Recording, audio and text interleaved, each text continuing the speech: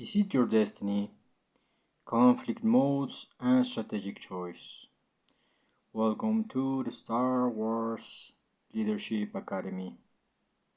Have you ever noticed how everybody keeps asking Yoda to tell the future and he always refuses to do so? Difficult to see, he explains at one point. Always in motion is the future. Why is the future always in motion? Presumably because people are free to make choices, and outcomes are therefore unpredictable. But are we really free to make any choice? Or does our fundamental emotional and cognitive wiring, along with our formative experiences, limit our capacity to exercise free will? Yoda is constantly concerned that core personality issues impede one's ability to make good choices. Right from the start, he anticipates that Anakin's deep-seated fear and Luke's ingrained recklessness will nudge their choices toward the dark side.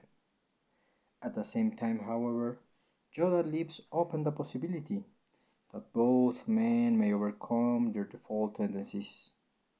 Before Luke rushes off to save his friends and face Darth Vader in The Empire Strikes Back, Yoda cautions him to be intentional and strategic, instead of falling into old patterns. Remember your failure at the cave. Yoda emphasizes, later adding, mind what you have learned, save you it can. Learn a thing or two you do, I guess. When trained Jedi for 800 years you have. Two frameworks explaining defaults and strategies in conflict and negotiation justifies Yoda's concern about deeply rooted tendencies as well as his cautious optimism for the power of choice. These frameworks help explain how people behave in conflict, according to, or sometimes contrary to, their basic nature. This also applies to trauma. It's our lot in life. As a yet unnamed Star Wars gathered form on the drawing board in the 1970s, so too did a diagnostic tool called the conflict modes model, assessing how assertive and how cooperative people tend to be in conflict situations. This model maps out five behavioral conflict modes, or default tendencies. These five modes are competition, cooperation, sometimes called collaboration, accommodation, avoidance, and compromise, as you can see it in the figure of conflict modes. The model suggests that each of us defaults to one particular mode in situations in which our goals or those of another appear incompatible. The model doesn't describe our preferences, choices, or value systems, how we wish we would act or think we should act. Rather, it describes our tendencies in practice, which draw on our basic hard wiring grounded in our earliest development by nature and nurture. This default mode is in Star Wars lingo, our destiny.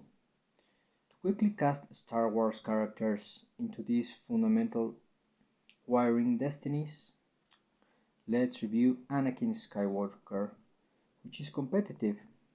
Competitive people seek to vanquish their conflict counterpart. Anakin treats every negotiation interaction like a win or crash pod race. More on that later. Ben Kenobi is cooperative.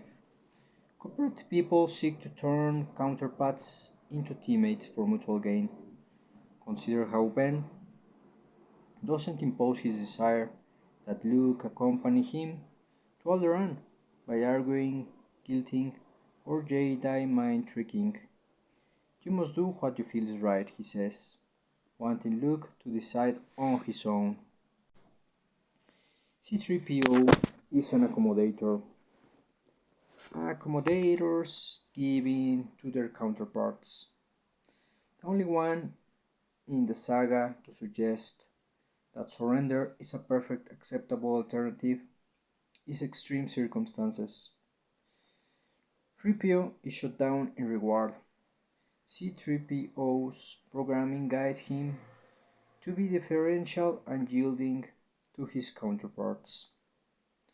Uncle Owen is an avoider. Avoiders try to disappear from the scene. Young Owen's surprise when Anakin heads off to the Tusken camp is telling. Clearly the notion of seeking out conflict in such a way boggles his mind.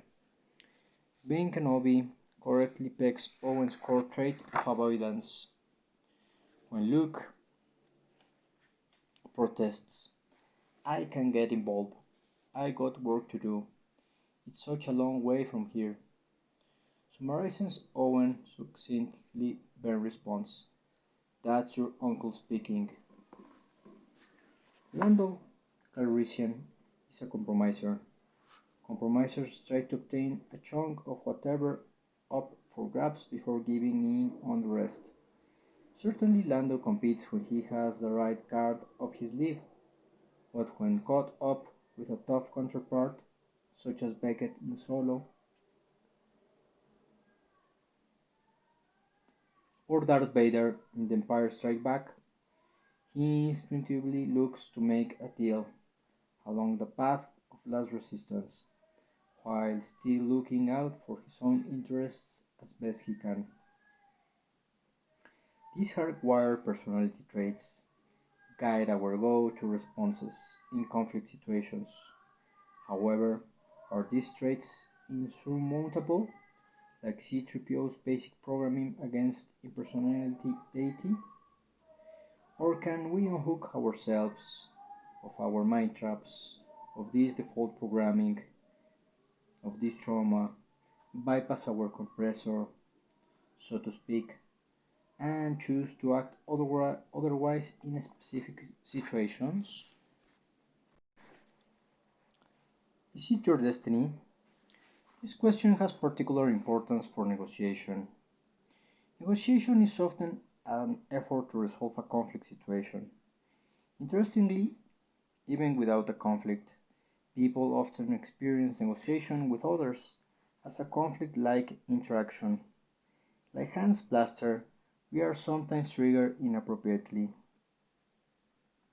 This means that when negotiating at home, with friends, at university, or on the job, our default conflict mode, not, say, a deliberative cognitive decision making process attuned to a specific context at hand, often determines our response, our mind traps.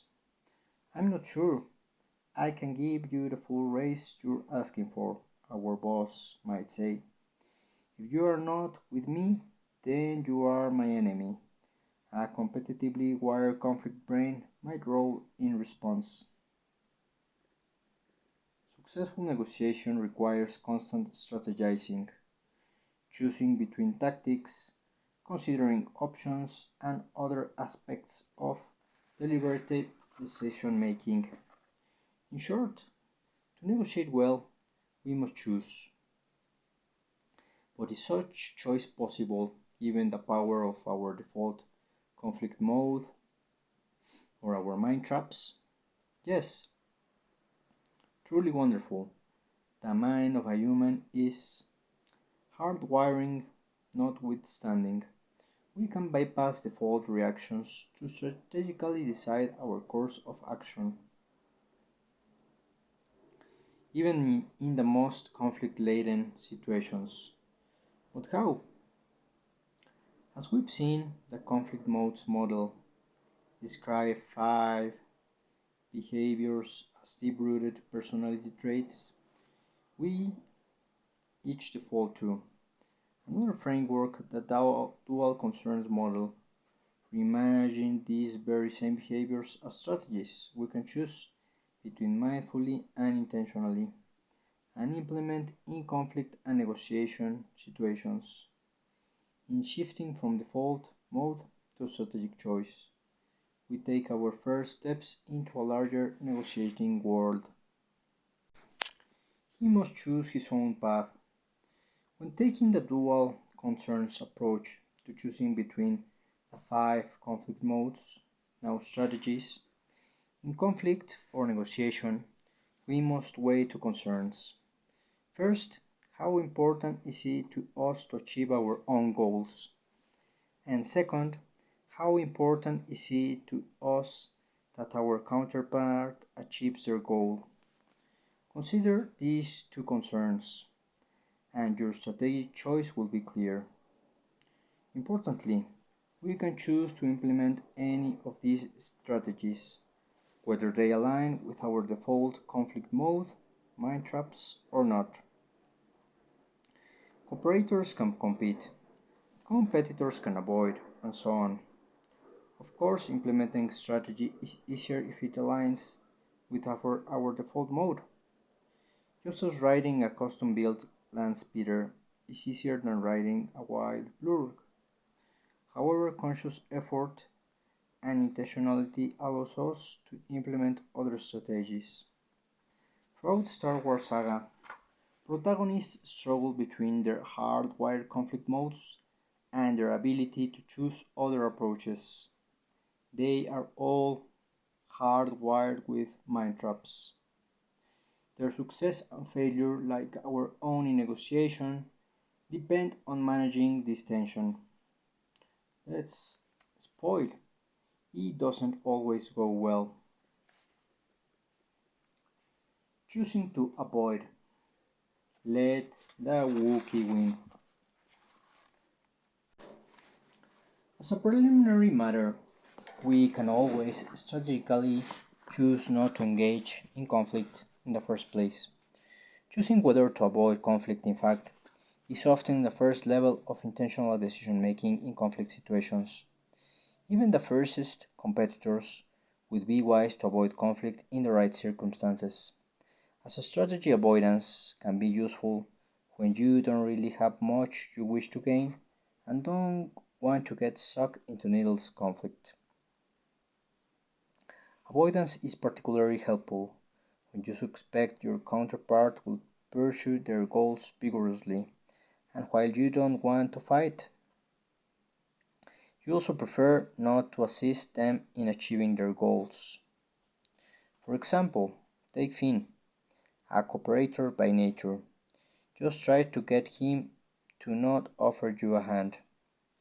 Finn shifts gears to avoidance in The Force Awakens, when asked to join the Resistance and fight the First Order, because he believes that the First Order can be defeated. He makes the strategic choice to avoid conflict by seeking out a Gatborin to take him to the Outer Rim.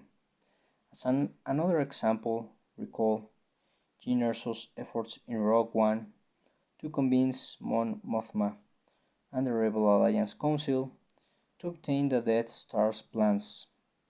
Many on the Council, including some clearly hardwired for competition, hold the strategic view that this battle can be won, and that the Death Star may even herald the Alliance's downfall.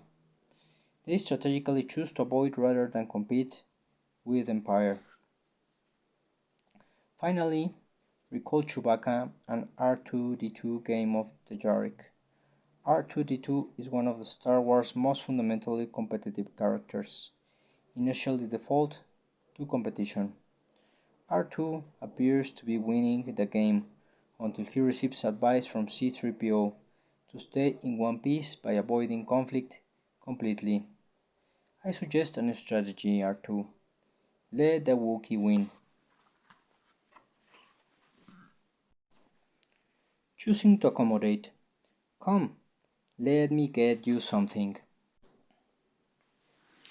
Letting the Wookiee win may also be read as an accommodation strategy. That is, a deliberate choice to help the other side meet its needs at the expense of one's own. As mentioned above, C3PO is an accommodator by nature of his programming, although not to the point of self-sacrifice. In fact, self-preservation often fuels his accommodation. With this in mind, an interaction on Kijimi in The Rise of Skywalker is instructive.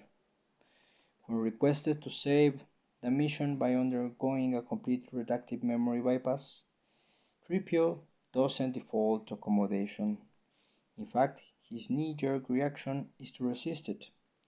Even when finally wired up to Babu's freak machinery, he clearly senses that this goes far beyond his default accommodation programming. I haven't the faintest idea why I agreed to do this. I must be malfunctioning, he says. Ray spurs him into deliberate decision making. You know the bots better than any of us. Do we have a choice? Upon strategic analysis, C3PO chooses to lean into his default mode, enacting extreme accommodation for his friends and the greater good by undergoing the procedure. Remember that our default mode sometimes is our mind trap. As this example shows, strategic choice doesn't always involve choosing away from your natural conflict mode. Sometimes your mode offers the most appropriate response to the situation. That said, deliberately embracing your default mode enables you to employ it better than you would while running on autopilot. Choosing to compete, you must face them, fight them. Competition is generally suitable when you have high aspirations, lack interest in future relationships with your counterpart, and do not care about your counterpart's success. Competition is generally easier when you enjoy a clear power advantage. Through Jabba the Hutt, in a pragmatic compromiser by nature, he often chooses to compete. In Return of the Jedi, for example, Jabba refuses Luke's bargaining overture, feeling he holds all the cards. Solo, Leia, Chewbacca, Gamorrean, Musu, etc. Luke throws out the possibility of mutually beneficial cooperation or compromise agreements without resorting to unpleasant confrontation or competition. Jabba strategically decides not to compromise but instead to compete. There will be no bargain. Who the Rancor prep the Sarlacc. Obi-Wan Kenobi provides another example of strategically choosing to compete. Obi-Wan is cooperative by default, but his strategic toolbox is deep. The strategic nature of his choices to compete is evident in how situational, appropriate, and proportional they are. His use of a Jedi mind trick on stormtroopers rather than harming them demonstrates strategic choice to compete as well as deliberative choice between use of various levels of competition. In the cantina, Obi-Wan offers to accommodate Luke's assailant with a drink. When this is rejected, his competitive lightsaber is swift and devastating. Choosing to compromise. The bounty hunter is my kind of scum. When should one compromise? This is a surprisingly tricky question, given that compromise serves several different purposes. By seeking compromise, even competitive parties can reach agreement while avoiding the sparring process required to find out who is stronger. Can Jabba withstand the effects of a thermal detonator? Can a lightsaber penetrate a Hutt's tough skin? Can a Jedi dance with a Rancor and live to tell the tale? Compromise and you'll never need to find out. Similarly, instinctively cooperative parties cannot always spare the time necessary for lengthy exploration of mutually beneficial cooperations. Compromising, they can move on quickly. Finally, accommodators or competitors may find themselves in a situation with relatively little power, and worried that putting up any competitive resistance still result in them losing even the scraps of their powerful counterpart has offered them. They might even suffer an imperial garrison park in their city to boot.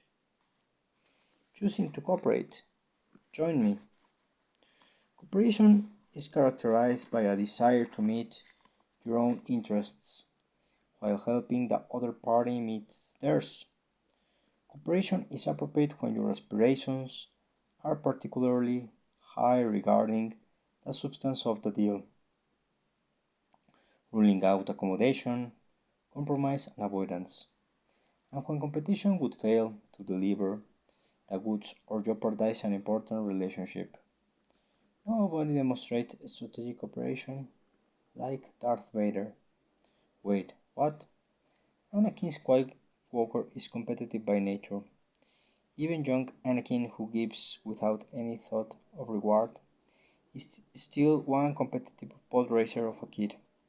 Losing loved ones as he grows older increases his instinctive competitiveness. To avoid losing anyone he loves, he refuses to lose anything. Any conversation, any interaction must be won. Consider his exchange with Obi-Wan while pursuing Senators Amidala would be assassin in a hot rod speeder. Obi-Wan, he says, if you spent as much time practicing your saber techniques as you do your wit, you would rival Master Yoda as a swordsman. Anakin, I thought I already did. Obi-Wan, only in your mind, my very young apprentice. Anakin nosedives the speeder through heavy traffic, laughing gleefully as Obi-Wan exhorts him to pull up, and ignores him twice. Obi-Wan, you know I don't like it when you do that. Anakin, sorry master, I forgot you don't like flying. Moxie, Panther, nope. Only Anakin's deep-rooted competitive tendencies. Even the scorekeeper Anakin one-ups his interlocutor in every conversation he holds, even when this isn't the best way to address his mentor, romance his love interest, or make critical decisions. When Anakin and Obi-Wan confront Count Dooku at the end of the Attack of the Clones, Obi-Wan begins outlining a strategy. Anakin cuts him off. I am taking him now. And he rushes Dooku, who casually blasts Anakin aside like a sack of Bantha fodder.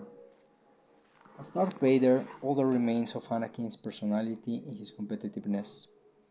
Vader is competition personified, never yielding to anyone but the Emperor himself. But although he is wired for extreme competitiveness, Vader gradually learns to employ other strategies intentionally when he judges they serve him better than competition. In fact, Vader can be downright cooperative. Recall the iconic scene where Darth Vader emerges from the Emperor's shadows and play for higher stakes and celebrate Father's Day all at once. In The Empire Strikes Back, Vader lures Luke to Cloud City and lightsabers clash. Even masked, you can tell that Vader overcomes Luke without breaking a sweat. Defeated and disarmed in every sense of the word, Luke desperately scrabbles away as Vader pursues him. However, Luke's death is not Vader's goal. He seeks a far larger prize: galactic domination. His secret goal of becoming the most powerful Jedi even hasn't advanced much under the Emperor, other than eliminating most of the competition. Vader has not gotten any closer to conquering death, and cannot foresee the future as the Emperor can, except to foresee that the Emperor isn't retiring anytime soon. Perhaps he's beginning to think that the legend of Darth Plagueis the Wise wasn't so much a tragedy as an instruction manual. And perhaps finally, face to face with Luke, Vader desires a relationship with him, extending beyond parental abandonment, matricide, and amputation. Whatever his motivational mix, Vader needs Luke's help to achieve a goal he can't achieve on his own. He can forcefully, competitively take Luke's help. Rather, he needs Luke willing cooperation. To this end, he offers Luke the highest payoffs along each of the dual concerns: ultimate power, rule the galaxy together, which he assumes could be anyone's goal, and relationship, as father and son. Correctly, Vader recognizes that a cooperative strategy will serve him best, and he makes a pretty good pitch for partnership. What Vader gets wrong, and the reason his strategy fails, is that his cooperative offer doesn't address Luke's interests. Unmoved by the payoffs Vader offers, Luke chooses avoidance over cooperation.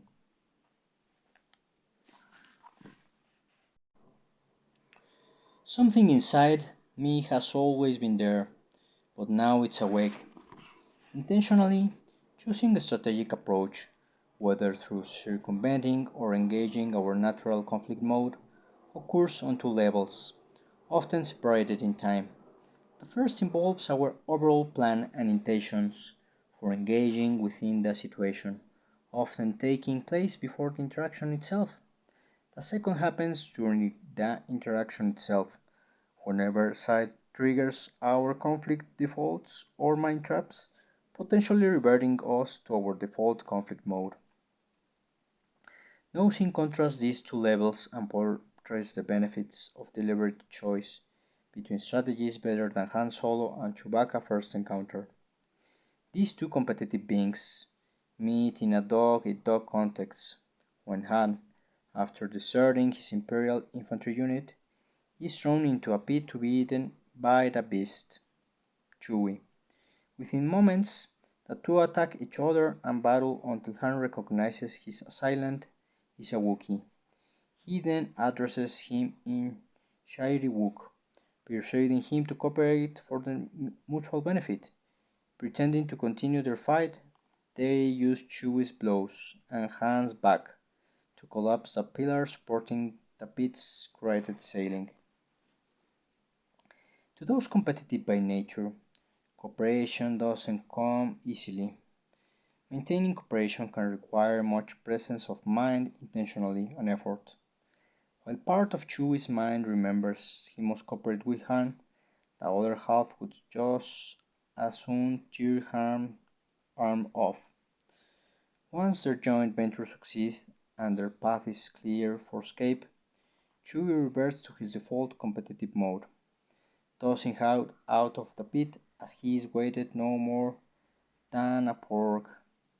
Chewie immediately takes off in his preferred direction, unconcerned with Han's goals, preference, or aversion to being dragged through mud chained to a Wookiee. Facing such strong instinctive behavior, Han grabs on a post and applies some competitive force of his own, strategically measured just enough to halt Chewie's dash to freedom, and then enlists his strategic operation anew. Shifting from default mode to strategic choice. Default mode is our mind trap. Strategic choice is our action choice. It is not always easy and can feel unnatural. Remember, our mind trap could be our comfort zone. However, our ability to shift intentionally to work with more than nature, nurture, or even midichlorians have given us is a key conflict and negotiation skill. Moreover, when assisting others with their own conflicts, even just remembering that parties can make this shift when we observe them are overpowered by their instinctive modes can provide us optimism in the midst of dark times. So this, my fellow leaders and Star Wars Jedis. We have finished today's lesson. We are going to make a connection between mind traps and conflict modes and strategic choice. Which are you? Accommodating, cooperative, compromising, avoiding, or competitive? Thank you for hearing, watching, and see you in your weekly activity. Remember, we are approaching the final part of our semester, so please don't give up, be competitive, be compromising, be cooperative, and finish strong. Thank you and goodbye.